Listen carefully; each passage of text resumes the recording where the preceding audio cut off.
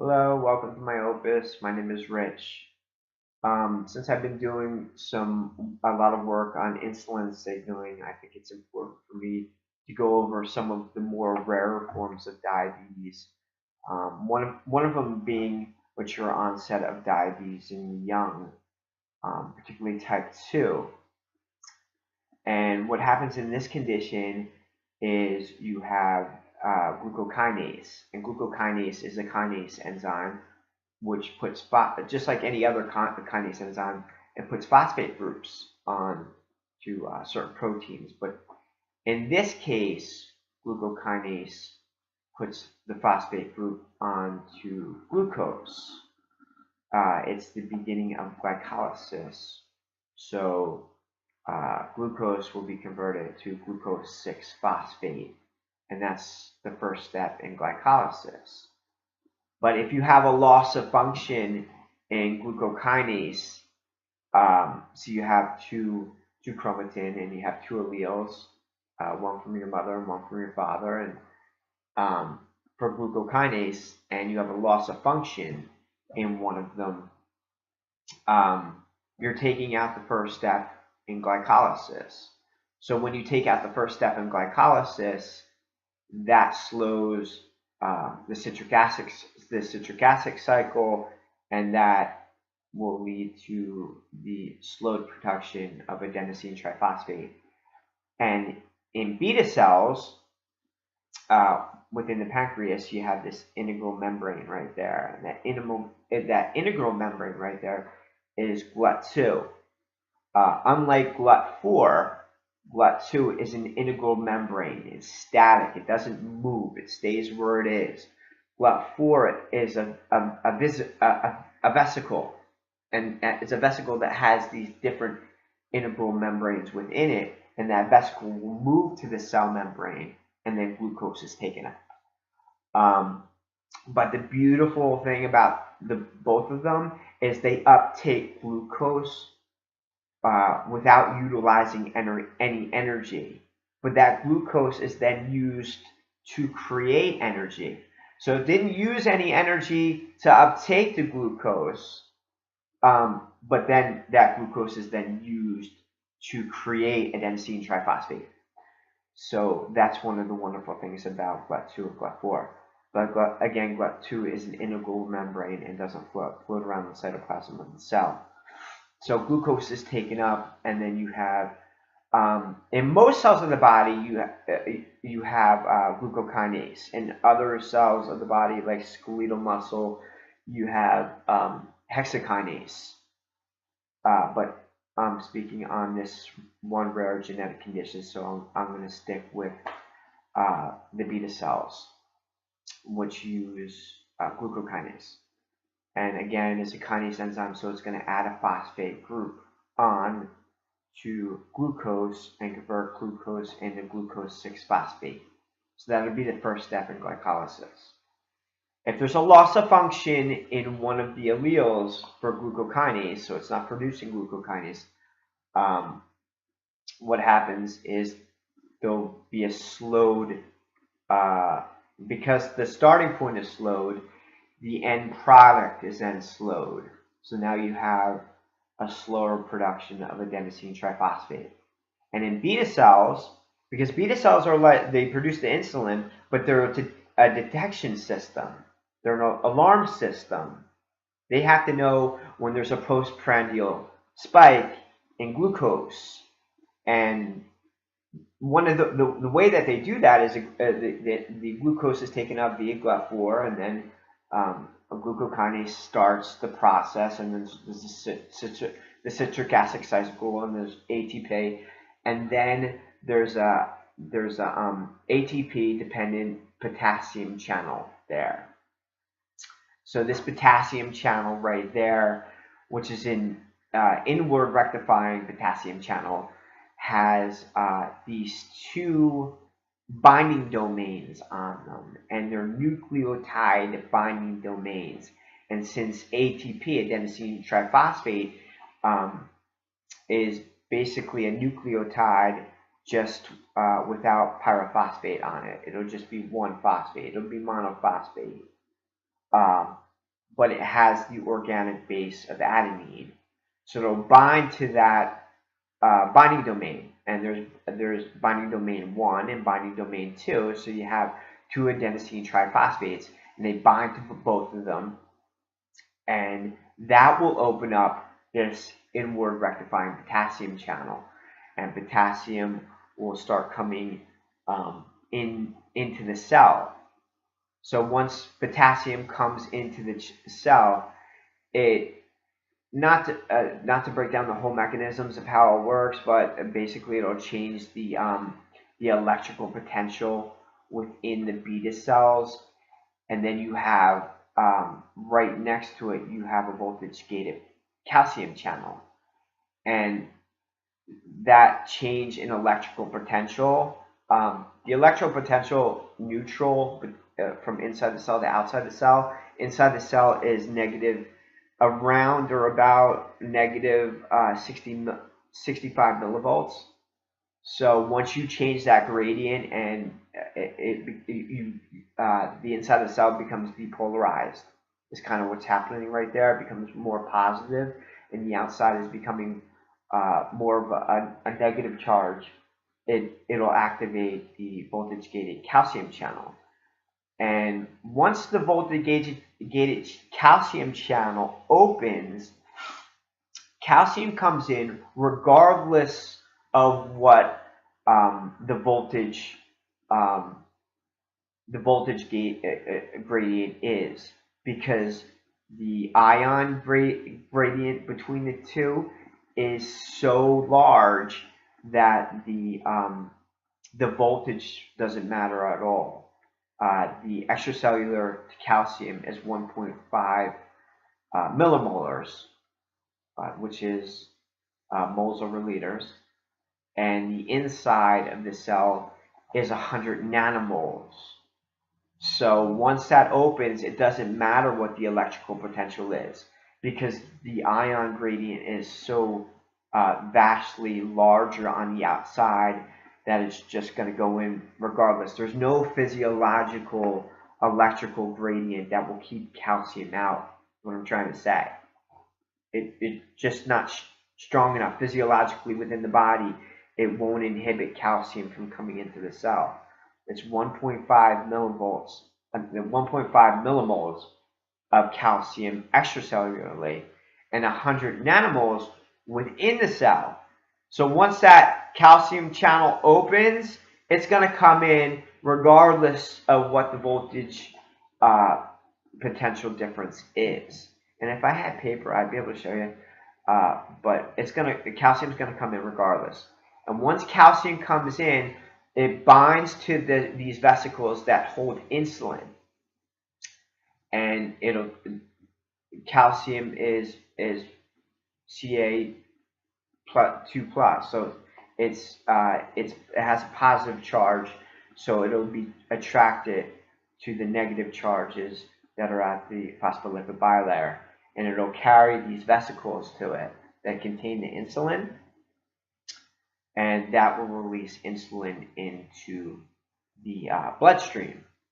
And insulin is a pre-pro hormone, so insulin has the signaling peptide at the beginning, then it has the A chain, which is connected to the B chain via disulfide S bonds.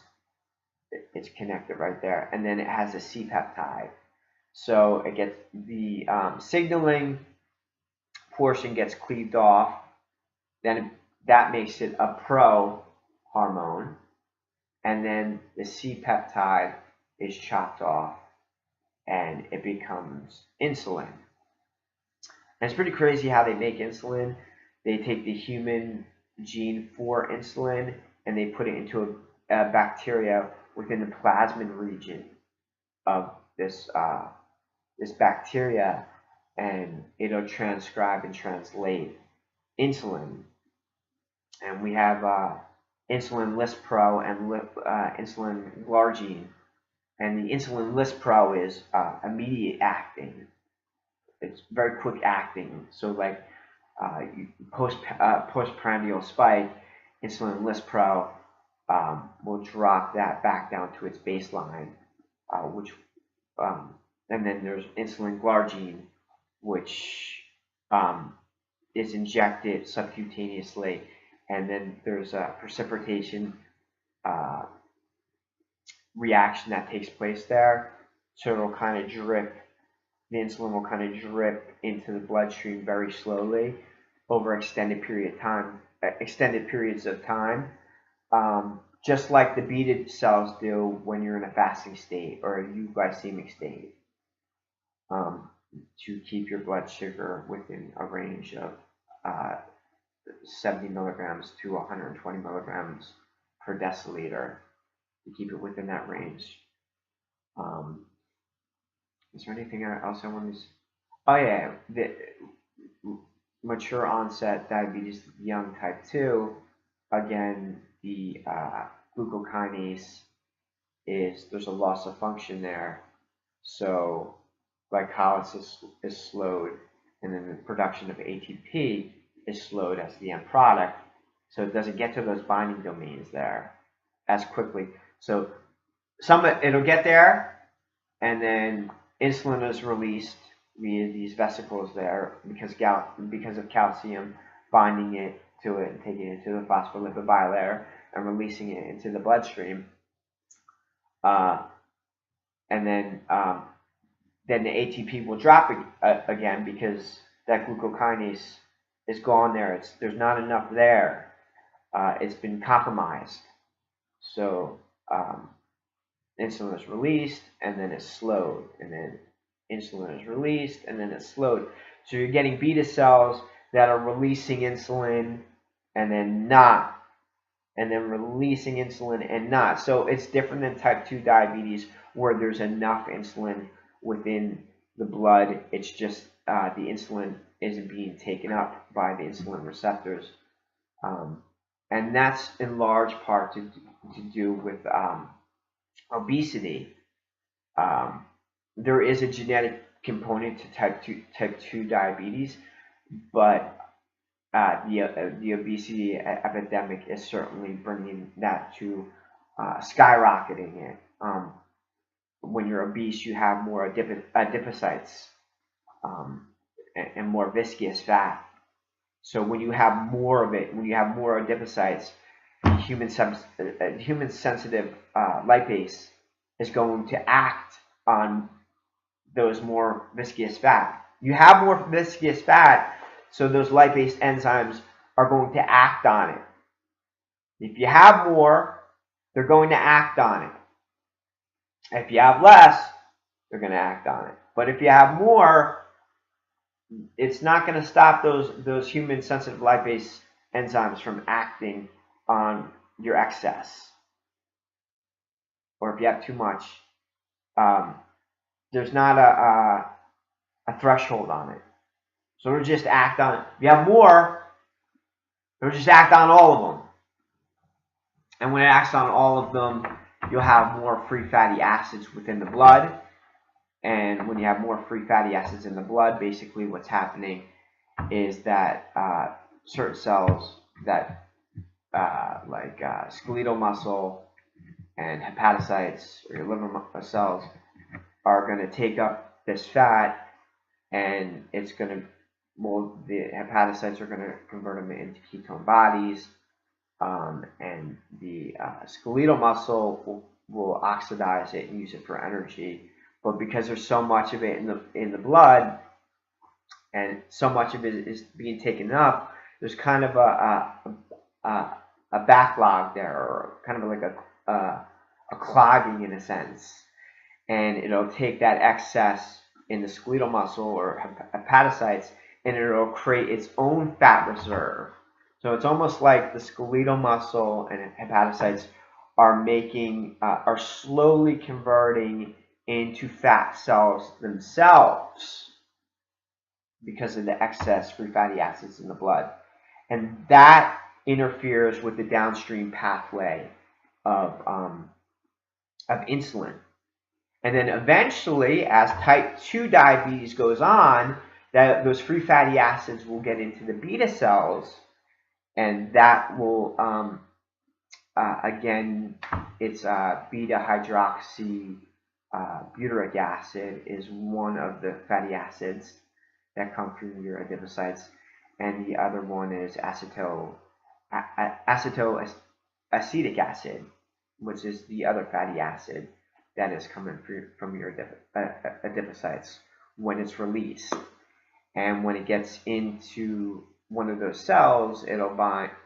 There's a reserve there of propane 1,2,3 triol, which is glycerol, and it'll start binding to them, and that'll make exactly what is found in fat cells. So it's slowly converting these cells back into a fat cell in a sense, and that's going to affect, say, hepatocytes or skeletal muscle, the downstream signaling of insulin. So you have insulin resistance there. And then in beta cells, once it gets to beta cells, which eventually will happen, it'll affect the upstream pathway of insulin going out into the bloodstream.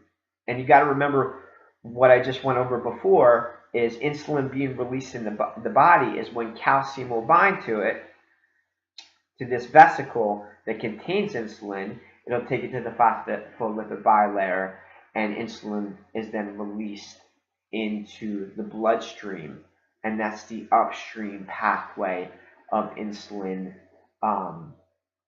in the beta cells in the pancreas. But once fat gets in there, it can block that signal. It can block that calcium going to the getting into the bloodstream via that vesicle and calcium. So I hope that helps you in your travels somehow. Is a good thing to do is to exercise and be on a healthy diet for type 2 diabetes, and for monogenic mature onset diabetes of the young type 2, that's a rare genetic condition. But that was only kind of to show you the insulin signaling pathway within beta cells. And that's it for right now. Rich, I'm out.